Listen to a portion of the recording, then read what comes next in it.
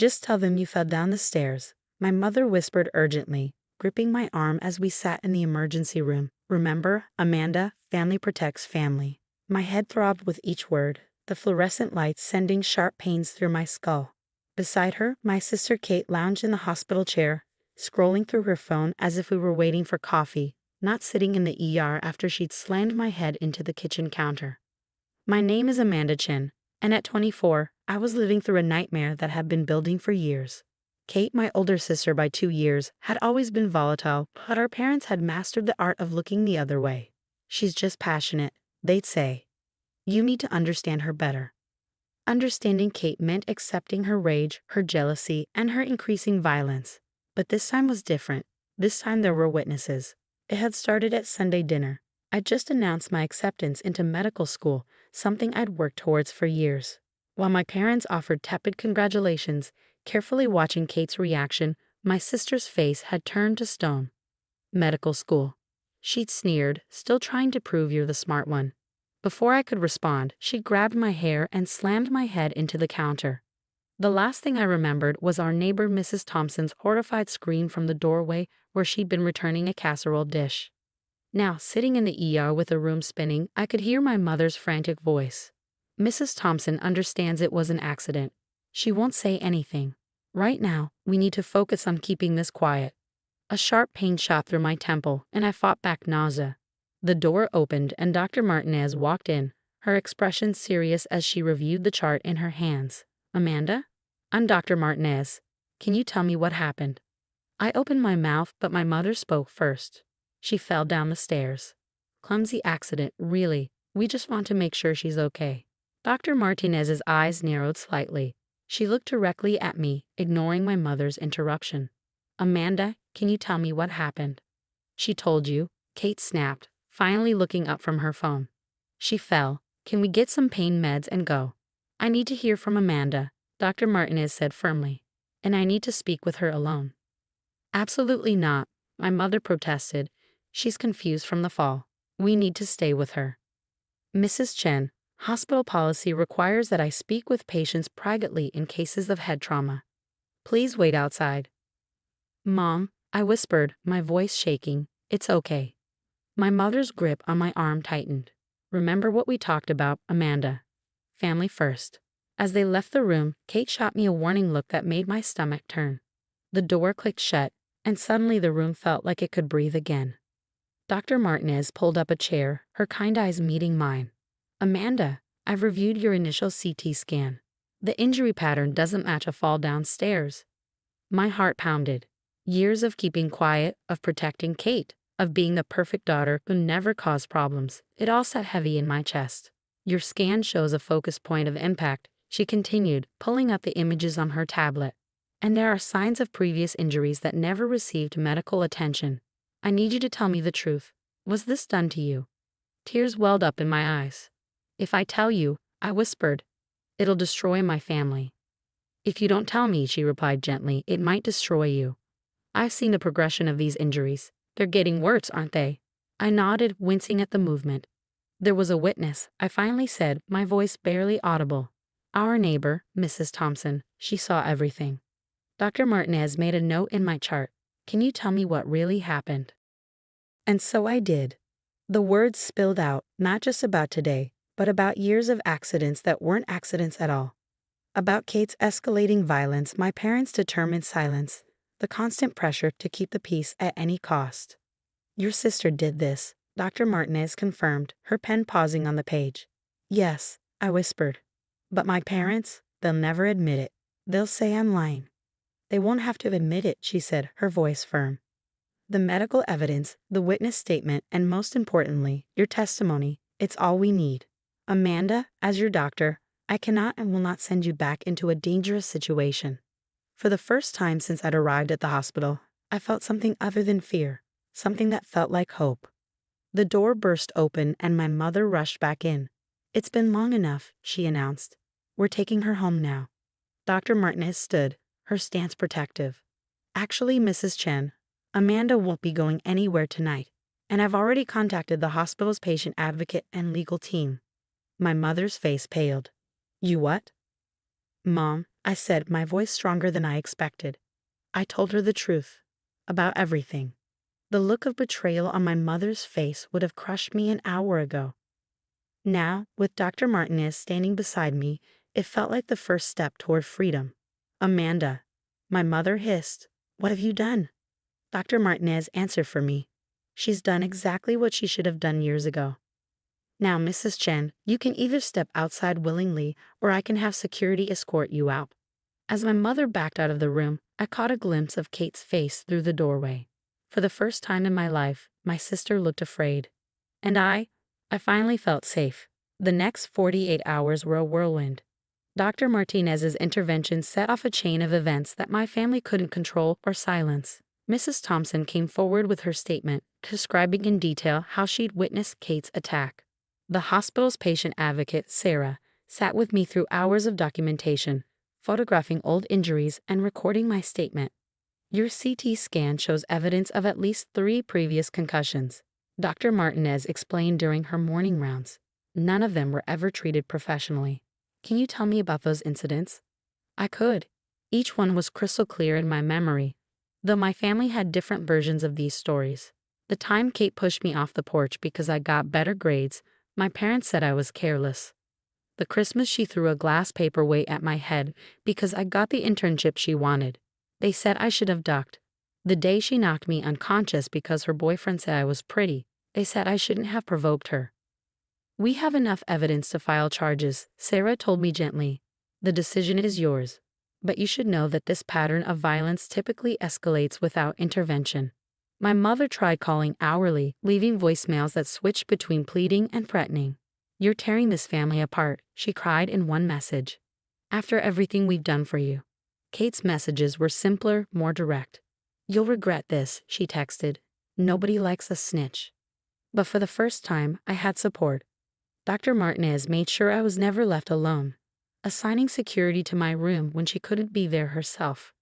The nurses created a approved visitors list that excluded my family. Even Mrs. Thompson visited, bringing me my favorite tea and years of guilt in her eyes. "I should have said something sooner," she admitted, clutching her purse. "I saw things over the years, heard things. We all did in the neighborhood. But your parents were so good at explaining it away." I didn't blame her. I've been explaining it away myself for years. The police came to take my statement, and Detective Lisa Morgan listened without judgment as I recounted years of abuse. "Your sister has a record," she told me. 2 complaints from former roommates, 1 from an ex-boyfriend. All dropped under pressure. You're the first one to hold your ground." That night, alone in my hospital room, I got a call from my father. "Princess," he said, using his old nickname for me, "this has gotten out of hand. Your mother is devastated. Kate could lose her job if this goes public. We can work this out as a family. Like we always have." I asked, surprising myself with the steadiness of my voice. "By pretending it never happened." "She's your sister," he pleaded. "Blood is thicker than water." "Blood is exactly what I'm worried about, Dad," I replied. "Mine, on your kitchen counter, while you and Mom watched." He was quiet for a moment. "What do you want?" "I want Kate to get help. Real help. And I want you and Mom to stop pretending this is normal. And if we don't, then I'll let the police report and the medical records speak for themselves." After I hung up, I lay in the darkness thinking about the word family. For years, it had meant silence, compliance, accepting pain as a form of love. But Dr. Martinez had shown me a different kind of care. Professional, uncompromising, protective. She'd done what family should do. She kept me safe. The next morning, my mother appeared at the hospital, but not to see me. She had a meeting with the hospital administration, trying to prevent the mandatory reporting of domestic violence. "It's a private family matter," I heard her insist through the door. "No, Mrs. Chen," Dr. Martinez's voice was firm. "Assault is a criminal matter, regardless of who commits it."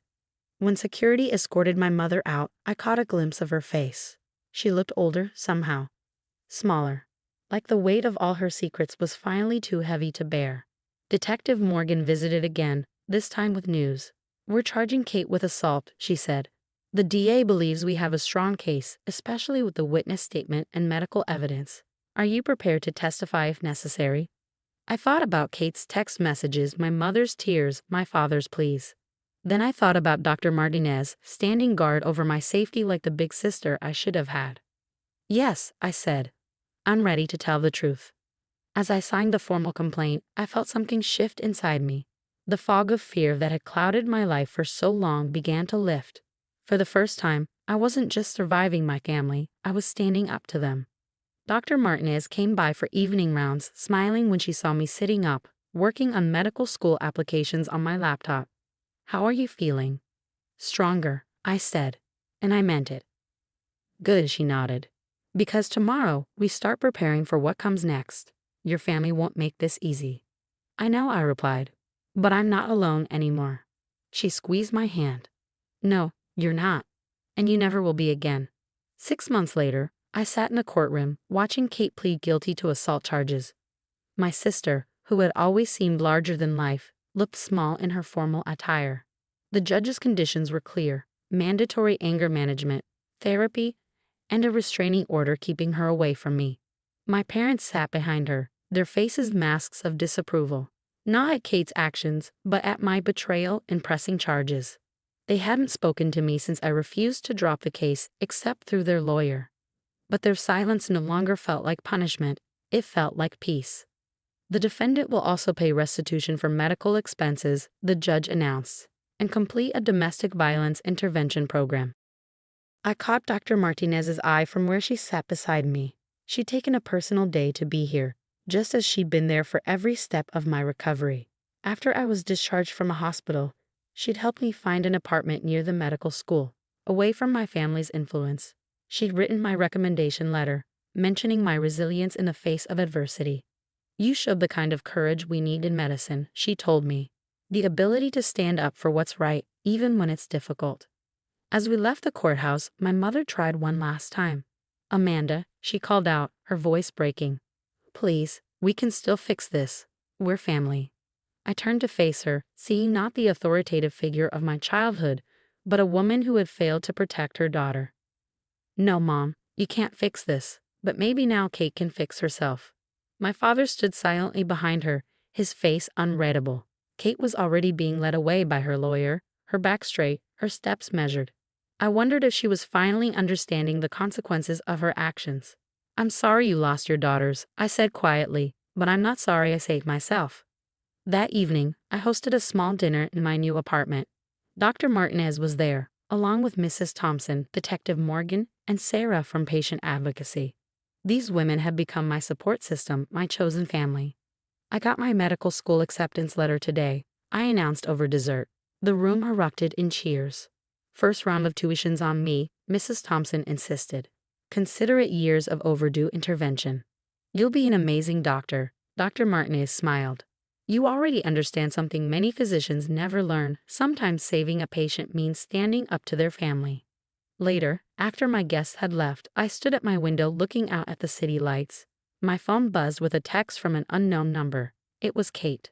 I start therapy tomorrow. I don't expect forgiveness. But I want you to know I understand now what I did. What they let me do. I'm sorry. I didn't respond, but I saved the message. Maybe someday, after lots of therapy and time, we could build something new. Something healthier. But for now, I needed to focus on my own healing. The next morning, I started my first day as a volunteer at the hospital's trauma unit. Dr. Martinez had suggested it as good experience before medical school. My first patient was a young woman with suspicious bruises, her husband hovering nervously nearby. I saw myself in her downcast eyes, recognized the familiar excuses, but now I knew what to do. I need to speak with her alone, I told the husband firmly, channeling Dr. Martinez's professional authority. He protested, just as my mother had, but hospital security ensured he left. You're safe here, I told the woman once we were alone. And whatever you tell me stays between us and the medical team. She burst into tears, years of secrets spilling out. I held her hand, just as others had held mine, and started the process of documentation that would help her find freedom. That evening, Dr. Martinez found me updating patient charts. Good first day. I helped someone, I said simply. Like you helped me. She nodded approvingly. That's how we break the cycle, one patient at a time. My phone buzzed. Another text from my mother, which I deleted without reading. Some bridges needed to stay burned to light the way forward. Ready for rounds? Dr. Martinez asked, holding out an extra coffee. I stood up, straightening my volunteer badge. 6 months ago, I'd been a victim in his hospital. Now I was helping others find their voice, their strength, their way out. Ready, I replied, and I meant it in every way possible. As we walked through the hospital corridors, I thought about how far I'd come. My family had wanted me to keep quiet, to accept violence as love, to choose silence over safety. Instead, I'd chosen truth, healing, and a different kind of family, one built on protection rather than permission, support rather than silence. Sometimes the bravest thing we can do is tell the truth, even when those who should love us most want us to lie. My truth had cost me my family, but it had given me something far more valuable: myself. And that was worth everything.